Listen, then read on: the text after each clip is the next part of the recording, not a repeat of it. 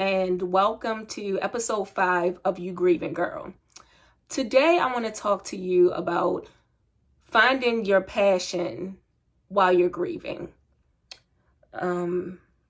With me, I've learned that I have to really take care of myself and find things that make me feel happy.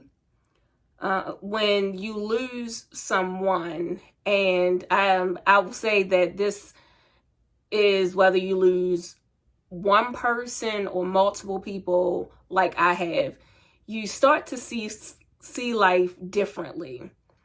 I find myself wondering, will I be happy again? What's going to happen next in my life? Is everything going to stay as terrible as this? Or am I doing what I should be doing with my life? Am I living my life to the fullest? These are all questions that have came up for me during this grieving process.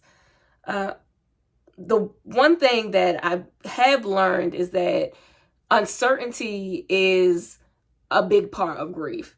When you lose someone who's so important to you, your life, your world is shaken, and it'll take some time to get back to a normal. And I say normal, just whatever your normal is, or a version of your normal.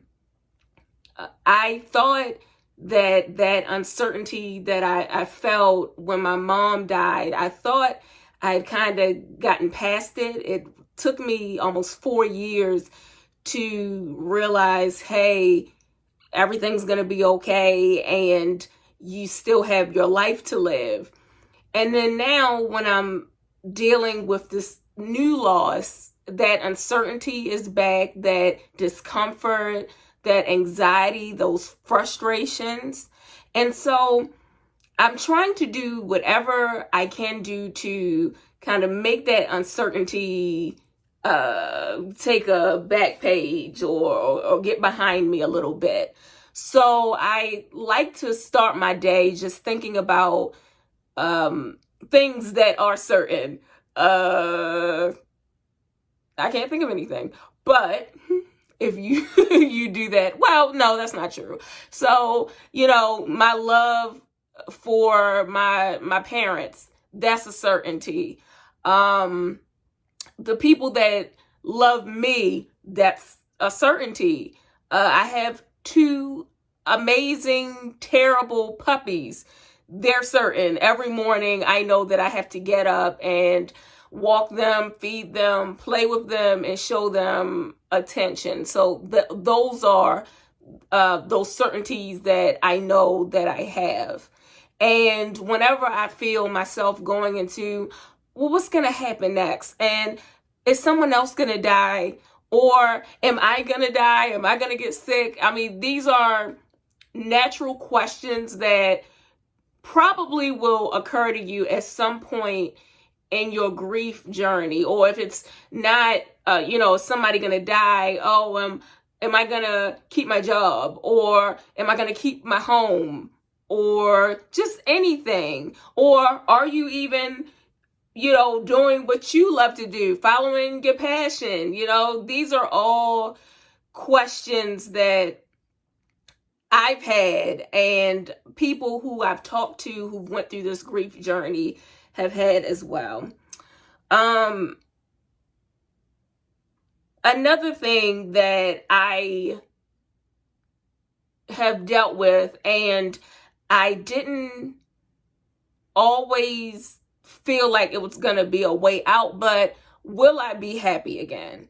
And intellectually, I know, yes, eventually I will be.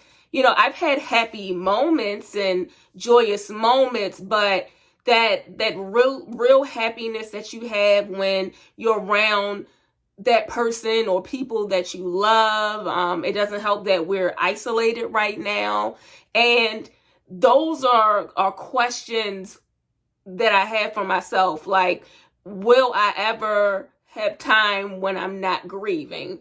And from what I've learned and from talking to other people, I mean, you're always going to be grieving, but that happiness, it's going to return. And I'm waiting for that right now, but I know that it will.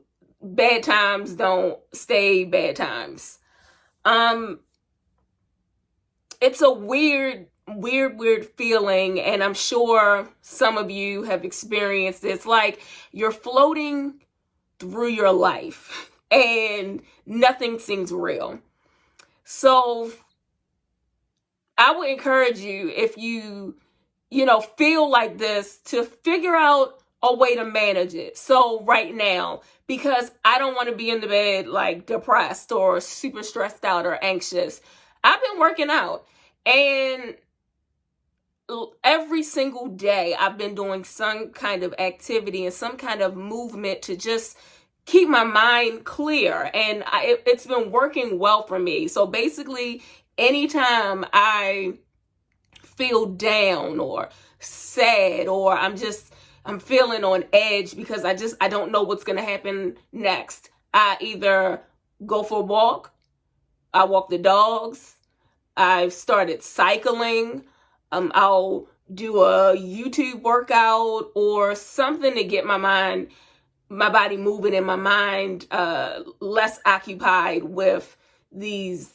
challenging things. And if you're somebody who suffers from depression or anxiety or anything like that, I would just recommend it, because it's been amazing for me. And not to say that those feelings go away completely, but getting my body moving actually keeps me from dwelling on them and just going down in the dumps and stressed out. So I think for me, and whatever that is for you, if you like to read, I also write poetry. Whatever that release is for you, it's very, very important for you to find that.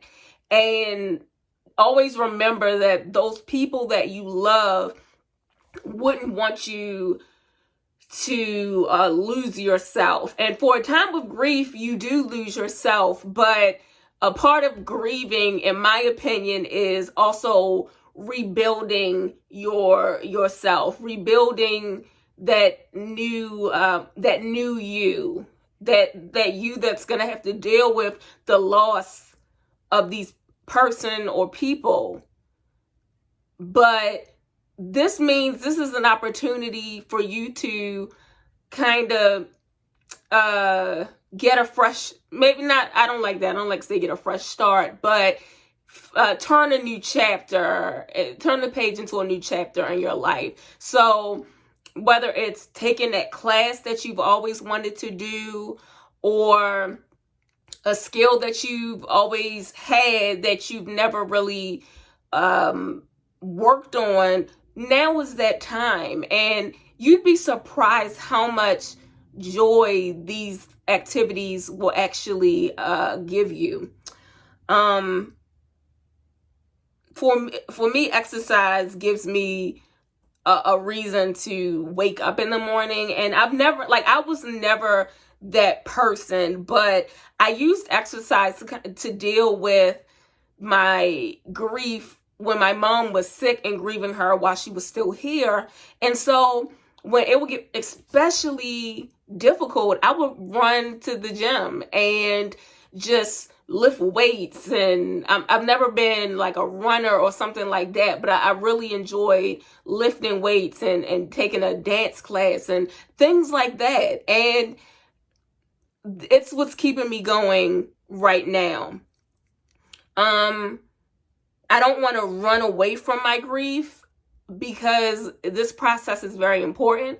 So I'm kind of leaning into it. And so if I'm feeling down, I'm like, okay, you need to take a break. Kind of give yourself like a timeout and take that time to recenter yourself. I'm taking this time to explore things that interest me. I recently built my back fence.